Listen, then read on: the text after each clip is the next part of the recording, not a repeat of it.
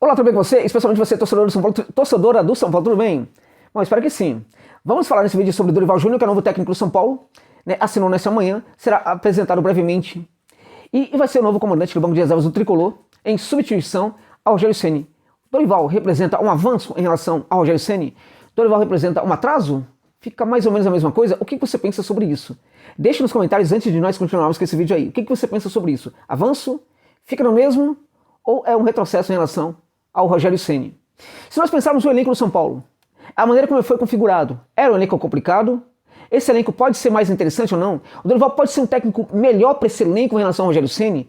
Vamos deixar claro, o Rogério Ceni ajudou a montar esse elenco aí, indicando a contratação de vários jogadores, mas esses jogadores não estavam respondendo às necessidades, às ideias do técnico, não estavam interpretando bem as ideias do técnico ou levando-as, né, para dentro de campo, assim como o técnico precisava e solicitava a esses jogadores. O Dorival vai conseguir fazer algo melhor do que o Ceni fazia com esses jogadores, sendo que a maioria deles, né, eram jogadores que o Ceni, foram jogadores que o Ceni indicou para o Tricolor do Morumbi? Enfim, é uma questão interessante para nós pensarmos aqui, né? E aí a gente vai pensar, por exemplo, para chegar a uma resposta dessa, precisamos pensar qual é a relação do técnico de futebol com o seu elenco. Como é que o técnico, cada um desses dois técnicos, olha para o jogador? Como é que cada um desses dois técnicos concebe o jogador? Ele concebe o jogador como ser, como profissional que tem que apenas receber ordem? Ele concebe o jogador como um profissional que tem que ficar quieto, abaixar a cabeça e se adequar necessariamente ao esquema? Ele concebe o profissional como alguém que precisa ser ouvido, né, para que ele, técnico, monte ali o esquema tático? Ele quer conversar com o jogador para entender como é que joga o jogador, para tentar tirar o melhor do jogador. Ele quer pedir também opinião do jogador sobre como ele se sente melhor dentro de campo. Então, esse conjunto aí mais positivo de olhar para o jogador, de conceber o jogador como profissional, né, que precisa também ser ouvido, né, precisa ser considerado na montagem do esquema também, né? Esse conjunto de situações, de características, representa o técnico Dorival Júnior. Aquele conjunto, infelizmente, de um técnico que olha mais para o jogador como uma peça do esquema, representa o olhar do Rogério Ceni para o jogador de futebol. E é também por causa disso que o Ceni não dava muita bola para os jogadores do Flamengo, e acha até que foi por causa disso que ele começou a se dar muito mal no rubro-negro da Gávea, né? Como é que vai ser essa história agora? Como é que é o Dorival? O Dorival, gente, ele é muito diferente mesmo do Ceni, porque de fato ele gosta de querer entender o que o jogador pensa.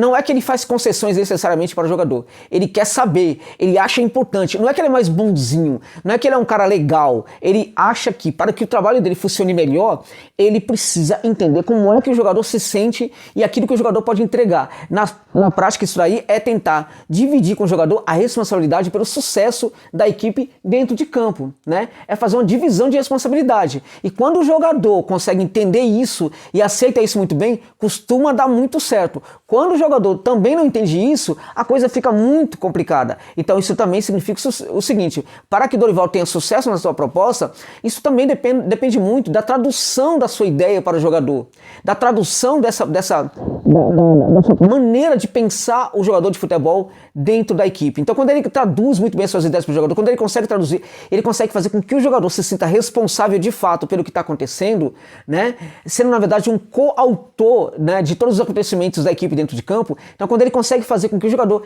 pense as coisas dessa maneira, ele faz de fato com que esse atleta melhore bastante o seu desempenho e seja muito mais responsável dentro de campo. Foi o que nós vimos no Flamengo quando ele chega à Gávea e quebra a dicotomia entre o Pedro ou o Gabigol, né, fazendo com que o Pedro praticamente recupere seu nível futebolístico que vinha aí caindo ladeira abaixo, né.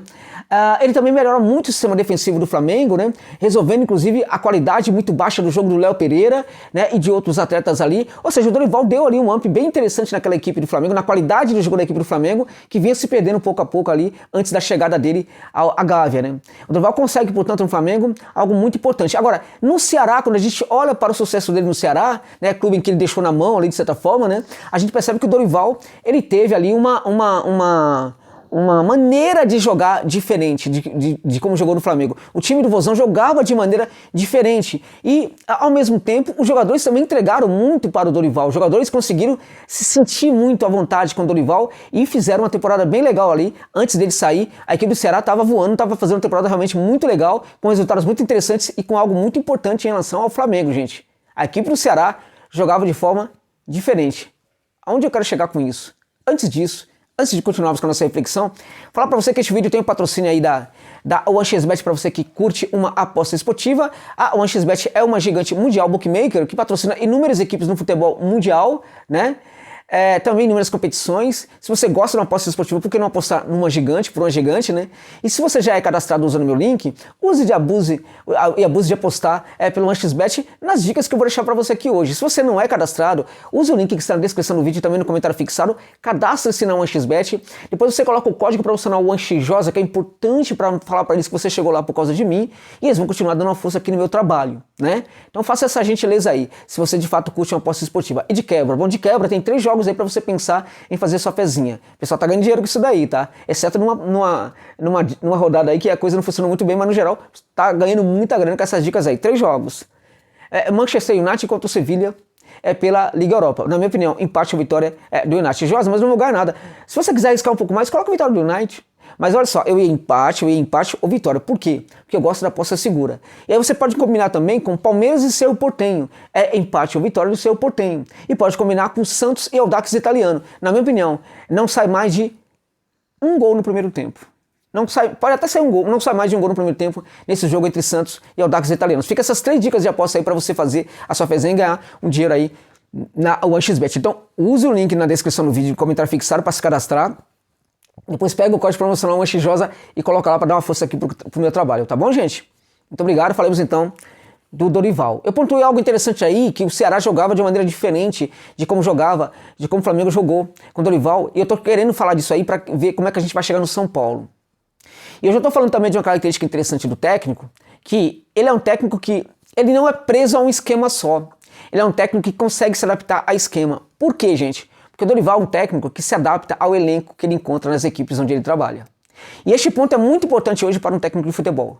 Por quê? Porque um clube de futebol, ele tem muita dificuldade para ficar contratando, né? Sobretudo quando um técnico novo chega. Então importa muito que o técnico saiba olhar para os jogadores que ele tem no elenco, né? E saiba tirar o melhor desses jogadores, entenda o perfil desses jogadores, entenda a conexão de um perfil com o outro, a coesão ali de um perfil com o outro, a junção de um perfil com o outro, né? Para saber qual é o esquema melhor para usar nessa equipe, né? Então a gente viu no Ceará que a equipe jogava numa linha de 4 atrás, 3 jogadores no meio de campo e 3 jogadores à frente, um 4-3-3 de tipo bem tradicional mesmo, né? Com muita bola longa e com um jogo bem mais vertical, né? Essa bola longa buscava encontrar o centroavante ali, que fazia o pivô, que distribuía, que segurava, dava cadenciada ali para que outros jogadores chegassem de trás ali. Mas a ideia era um jogo agudo, veloz, que a bola chegasse rapidamente ali ao campo de ataque, né? E que surpreendesse o adversário pela verticalidade. Era um jogo bastante vertical, em que os jogadores parece que eram muito bem treinados para também ter um posicionamento, né? Para ter um deslocamento pelo campo, né? De maneira bastante vertical, para chegar mais rápido, para cortar caminho, chegar muito mais rápido ali à área do adversário com muita gente ao mesmo tempo, né? A bola passava mais rápido pelo meio de campo, nesse sentido até lembra um pouquinho do que acontece com o São Paulo hoje, mas não é porque, na verdade, isso foi muito bem pensado pelo Ceni. Acho que, na verdade, foi uma circunstância da incompetência, e eu posso falar isso, do Ceni de pensar como é que ele aceleraria aquele jogo no meio de campo, tendo jogadores, talvez, os jogadores não tão ideais assim para praticar esse tipo de jogo. Ou então, né, ele poderia mudar um pouco ali a forma como a bola passava pelo meio de campo, tentando trabalhar um pouco mais. Ele não gostava muito dessa ideia, não. O São Paulo foi montado muito para ser um time para jogar veloz. A concepção do jogo veloz foi muito pensada pelo Ceni, considerada pelo Ceni, embora nem sempre ele tivesse jogadores para interpretar esse tipo de jogo dentro de campo, né? Então a gente tinha com o São Paulo jogadores que a ideia no São Paulo era gerar profundidade, levar jogadores do fundo do campo, nem sempre tinha esses atores para fazer isso aí. Os jogadores do meio de campo que atuavam por fora têm características de buscar a diagonal, fazer esse facão e se apresentar como ali no centro da área com jogadores em condição de marcar ou fazer troca de passe, né? Os laterais, no caso, eram jogadores para aprofundar o jogo, só que os laterais ou não faziam isso porque não tinha essa característica, ou não faziam isso porque tinha preguiça, né, Wellington, ou não faziam isso porque nem sempre, na verdade, tinha a devida proteção para o seu lado do campo, de tal forma que esse jogador nem sempre ficava muito seguro para ir ao fundo do campo, porque sabia que o retorno seria muito complicado, porque não tinha ninguém para segurar a onda ali, para fechar o espaço ali no corredor lateral. Então havia muita complexidade para que as coisas funcionassem no São Paulo do Ceni, porque o elenco, de certa forma, era uma montada, o técnico não conseguia pensar muito bem o jogador para cada situação. Por quê? Porque o técnico tinha uma ideia de jogo e ele queria que os jogadores se adequassem muito a essa ideia de jogo. No caso do Dorival é muito diverso, porque ele olha para o elenco, ele quer se adaptar às características dos jogadores para montar um esquema diferente, um esquema específico, né? No Flamengo a gente já vê que o esquema é diferente, que na prática é um 4, uma linha de 4, né?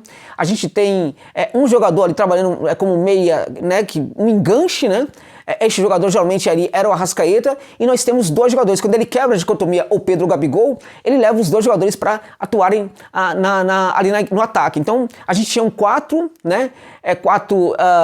4-3-1-2, a gente pode falar isso, 4-4-2, né? Mas na verdade a gente tinha um Arrascaeta tipicamente como enganche, né? Como típico camisa 10 mesmo, jogando mais à frente desses três homens de meio de campo. Então a gente pode falar claramente que era um 4-3-1-2, né? Com esse jogador Arrascaeta muito próximo, colado ali ao Pedro e ao Gabigol, né? Sobretudo para quê? Para qualificar muito o jogo por dentro, né? Então o Dorival, ele percebia no Flamengo que estava com dificuldade quando ele perde um jogador como o Rodinei, por exemplo. Ele tem muita dificuldade para fazer esse trabalho aí de levar o jogo ao fundo do campo, né?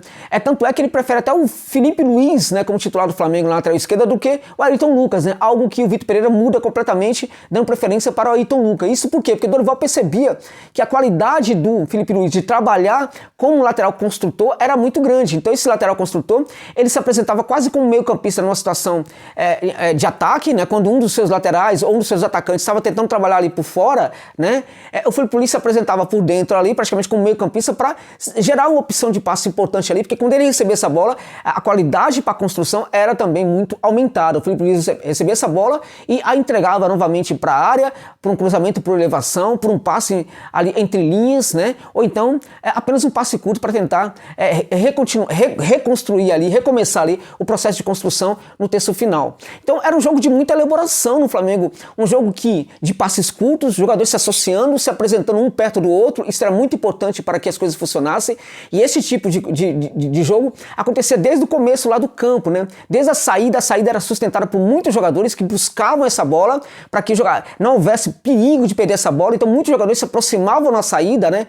Para que o toque curto, o passe curto, a associação ali com os jogadores próximos acontecesse desde a saída de jogo ali do fundo do campo. Então a progressão nem sempre era muito rápida, mas era uma progressão segura para o campo de ataque, né, com muitos jogadores ali dando opção de passe o tempo inteiro. Em geral, sempre buscando esse jogo muito mais por dentro ali, principalmente quando chega ali no terço final. Aí a coisa fica muito mais aguda, com os jogadores se aproximando muito, se associando muito com passes curtos, tentando quebrar a linha de marcação da equipe adversária, as linhas de marcação da equipe adversária. Era uma equipe que gostava muito de ser colocada ali no entre-linhas da marcação, sabia romper muito bem com esse entre-linhas ali, por causa da qualidade da associação e do passe, da proximidade de um jogador com o outro, do posicionamento de um jogador com o outro ali, gerando opção de passe ali no entre-linhas da equipe adversária. Então esse Flamengo estava funcionando muito bem com o Dorival, até evidentemente que recebeu ali um estudo muito severo por parte dos outros treinadores, e aí no final o Dorival no Flamengo já não estava respondendo tão bem assim. Então, se ele continuasse, poderíamos ver nessa temporada se ele conseguiria, por exemplo, apresentar novas ideias. Foi uma incógnita, uma interrogação que ficou aí na minha cabeça, se ele conseguiria apresentar algo de novo, mas o tempo não foi dado para ele e foi demitido ali do Flamengo de uma maneira bastante perversa, inclusive, né? Agora, o tempo em que ele ficou no Flamengo, exceto o finalzinho em que as coisas não funcionaram muito bem, embora tenha conquistado a Copa do Brasil diante do Corinthians, né, embora a equipe dele tenha sofrido 26 finalizações contra aquele São Paulo do Ceni no Morumbi, embora a equipe dele tenha cedido 18 escanteios para o São Paulo na semifinal da Copa do Brasil, né, aquele momento já era um momento de certa decadência do Dorival no Flamengo.